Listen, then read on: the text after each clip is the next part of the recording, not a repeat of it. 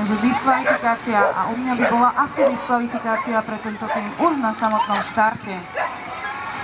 Pretože psík sa za kožu naozaj nechytal takým spôsobom. Ja viem, štarty sú dôležité, ale tak ich musíme natrénovať doma. Takže Ľudská, trénuj štarty. Na štart